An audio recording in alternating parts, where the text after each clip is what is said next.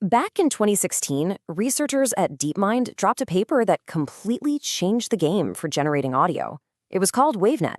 And, it wasn't just a little improvement on what came before. It was a total reset that taught computers how to speak and even create music with a realism that was, well, frankly, a little spooky. All right, let's dive into this incredible paper. So just look at this for a second. This is a raw audio waveform. It's just 1 second of a person talking. It looks like total chaos, right? Because it kind of is. Every single second of sound you hear has over 16,000 different data points. Before WaveNet, trying to model this mess directly, sample by painful sample, was seen as one of the biggest, almost impossible challenges in machine learning. So here's our game plan for this explainer. First, we'll talk about the robotic voice problem, that uncanny valley of sound that existed before WaveNet came along. Then, we're going to crack open the model itself and see what makes it tick. After that, we'll listen to the results that just blew everyone away, trace WaveNet's legacy into the tools we use today, and wrap up with some cool ideas it sparks for the future. To really get why WaveNet was such a big deal, you have to remember what computer voices sounded like before 2016. For decades, text-to-speech, or TTS, was stuck in this weird place, this uncanny valley. It sounded almost human, but there was always something just a little bit off, a little bit robotic. You see, the two main ways of doing it were basically just clever workarounds. First, you had concatenative TTS. Think of it like making a ransom note, but with tiny audio clips. It would take a huge library of a person's recorded speech and just stitch the little pieces together to form new sentences. It could sound clear, but you could always hear the seams, making it sound choppy and unnatural.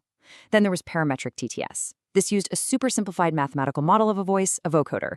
It was way more flexible, but the sound was often really muffled and buzzy. Now, here's the key. Both of these methods were actively avoiding the real challenge. They weren't even trying to model the raw audio signal. And you don't just have to take my word for it. This quote, tucked away in the paper's appendix, says it all. The researchers basically said that the old models were built on convenient assumptions, shortcuts really, that just threw away all the important, subtle details that make a voice sound real. They hit a quality ceiling because they were ignoring the very thing that mattered most, the raw waveform itself. And that brings us right to WaveNet's brilliant idea. Instead of building a better workaround, the DeepMind team decided to go for the jugular. They were going to tackle the raw audio signal head-on, sample by excruciating sample. So at its core, WaveNet is what we call an auto-regressive model. Now, this is a really powerful concept. All it means is that it generates a sequence, like audio, one single point at a time. And to predict the very next sample of audio, it looks at every single sample that came before it. It's exactly like how we talk, right? The next word you say depends on the words you just said. WaveNet just applied that same logic to sound at a microscopic level.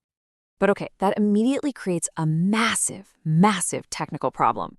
Remember, we're talking 16,000 samples per second.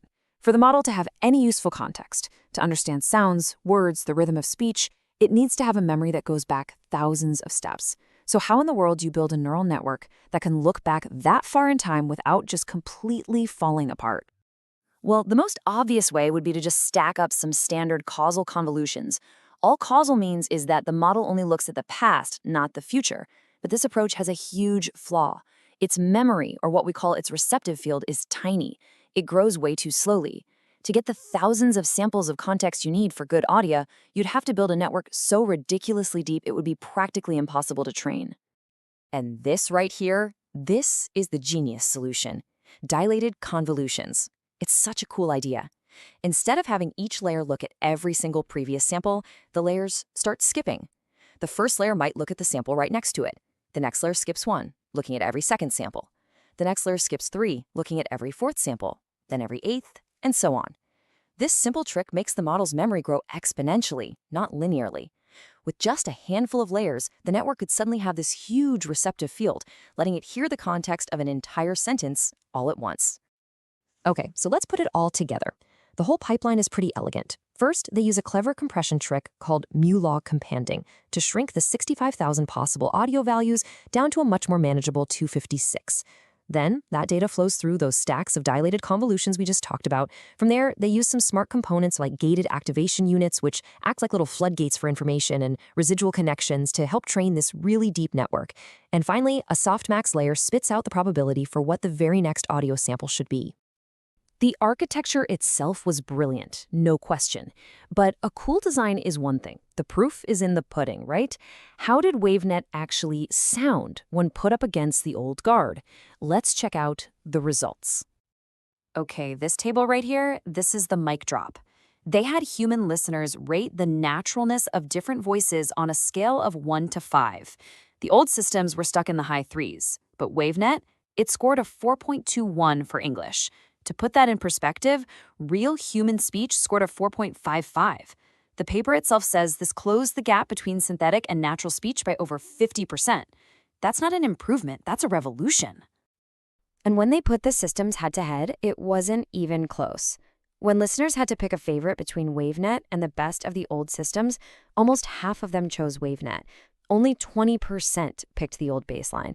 The verdict was in. But what's really amazing is that WaveNet wasn't just a one-trick pony.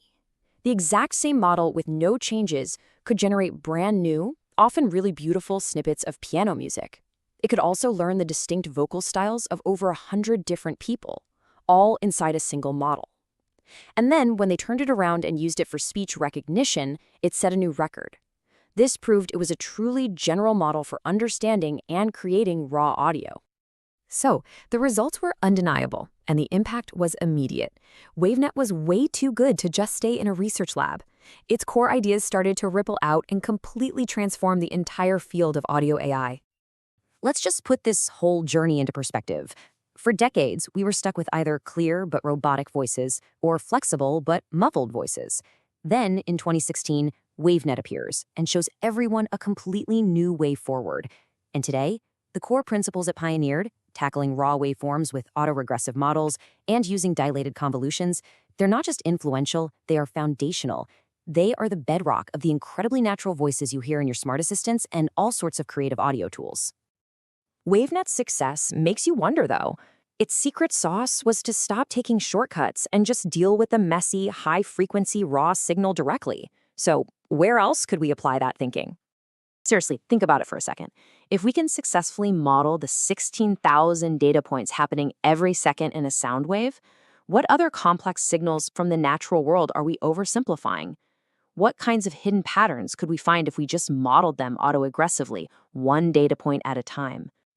Well, here are a couple of wild ideas. What if you built a wave size, a model that listens to the raw seismic data from the Earth to predict earthquake aftershocks?